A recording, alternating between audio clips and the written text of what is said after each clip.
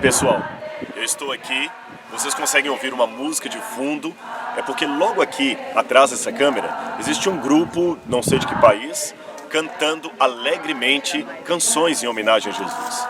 Esse é um lugar muito especial. Eu estou perto do Mar da Galileia. Nós estamos aqui na Galileia. Só para você ter uma noção do lugar onde nós estamos, lá na frente, vou pedir para que a câmera mostre, tem um vale, hein? Aquele vale que vocês veem é o caminho de Nazaré. É um caminho muito antigo. Jesus certamente passou por aquele caminho. E nesse mesmo vale que eu mostrei de Nazaré, quando se aproxima aqui do Mar da Galileia, do Lago da Galileia, existem as ruínas de Magdala. Isto, a cidade onde viveu a famosa Maria de Magdalena. No entorno desse lago, muitos episódios do Novo Testamento tiveram lugar. Episódios importantes que marcaram a vida de Jesus, a trajetória dos discípulos, enfim, o início, a origem do Evangelho cristão.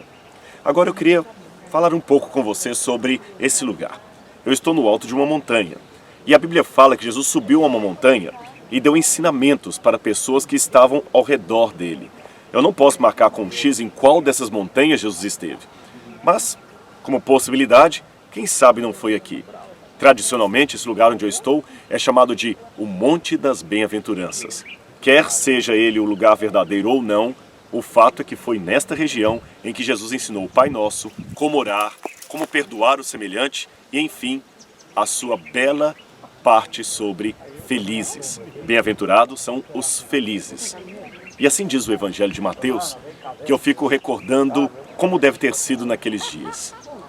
Vendo Jesus as multidões, subiu ao monte, na encosta do Mar da Galileia. E como se assentasse, aproximaram-se seus discípulos, e ele passou a ensiná-los, dizendo: Bem-aventurados os humildes de espírito, porque deles é o reino dos céus. Bem-aventurados os que choram, porque serão consolados. Bem-aventurados os mansos, porque herdarão a terra. Bem-aventurados os que têm fome e sede de justiça, porque serão fartos. Bem-aventurados os misericordiosos, porque eles alcançarão a misericórdia. Bem-aventurados os puros de coração, porque eles verão a Deus. Bem-aventurados os pacificadores, porque serão chamados filhos de Deus. E bem-aventurados sois vós, toda vez que vos perseguirem e vos injuriarem, e mentindo disserem todo o mal contra vós. Regozijai-vos e exultai, porque grande é o vosso galardão no céu, porque assim perseguiram os profetas que viveram antes de vós.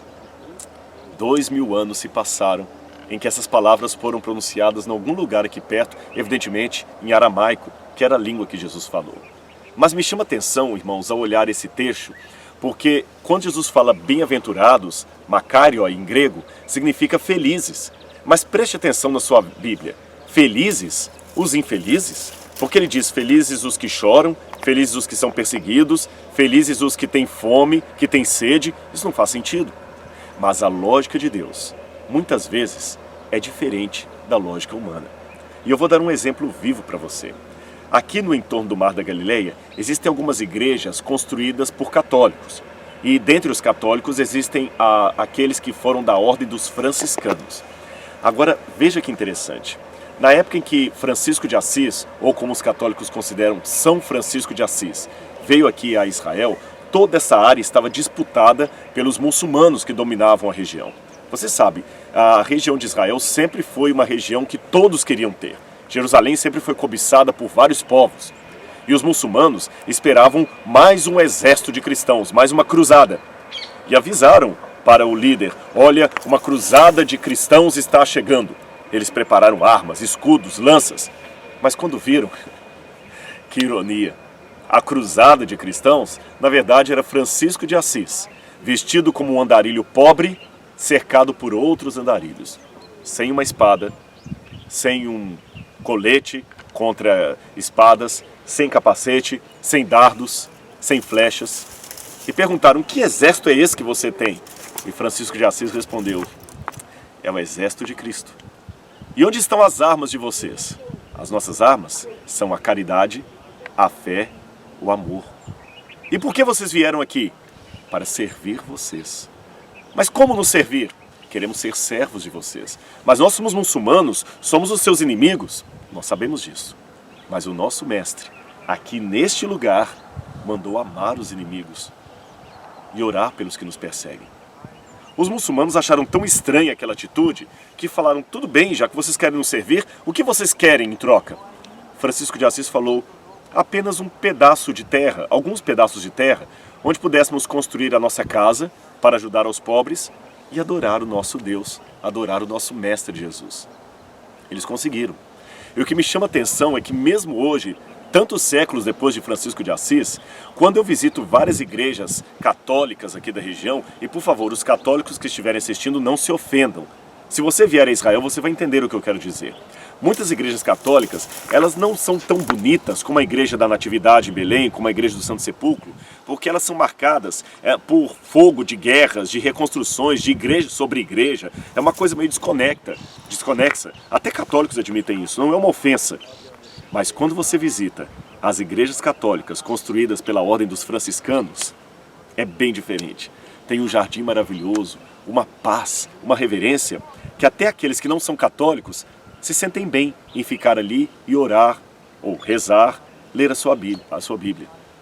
Que diferença das igrejas católicas fundadas por Francisco de Assis, das católicas fundadas pelo Exército dos Cruzados.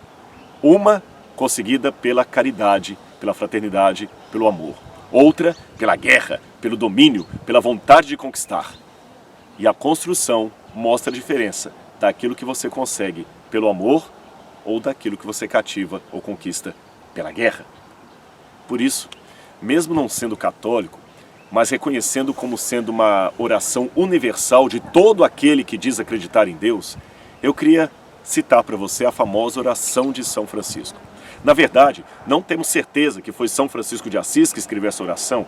Ela apareceu nos escombros da Segunda Guerra Mundial, atribuída a São Francisco de Assis. Mas, quer seja de São Francisco, quer não seja de São Francisco, não importa quem é o autor. Esta oração é tão bela que merece ser compartilhada, melhor, merece ser vivida.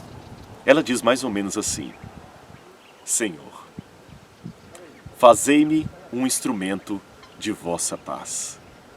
Onde houver ódio, que eu leve o amor. Onde houver ofensa, que eu leve o perdão. Onde houver discórdia, que eu leve a união. Onde houver dúvidas, que eu leve a fé. Onde houver erros, que eu leve a verdade. Onde houver desespero, que eu leve a esperança. Onde houver tristeza, que eu leve a alegria. Onde houver trevas, que eu leve a luz. Ó Mestre, fazei-me um instrumento de vossa paz. E que eu procure mais consolar que ser consolado, compreender que ser compreendido, amar que ser amado, pois é dando que se recebe, é perdoando que se é perdoado, e é morrendo que se vive para a vida eterna. Amém. Aqui, do Mar da Galileia, aonde Jesus proferiu palavras tão bonitas que podem ser depois comentadas por esta famosa oração de São Francisco de Assis, eu peço ao meu Deus que possa fazer de mim um instrumento da paz celestial e que você que está assistindo esse vídeo também tome essa decisão de ser um instrumento da paz que só o Senhor Jesus pode conceder. Um abraço.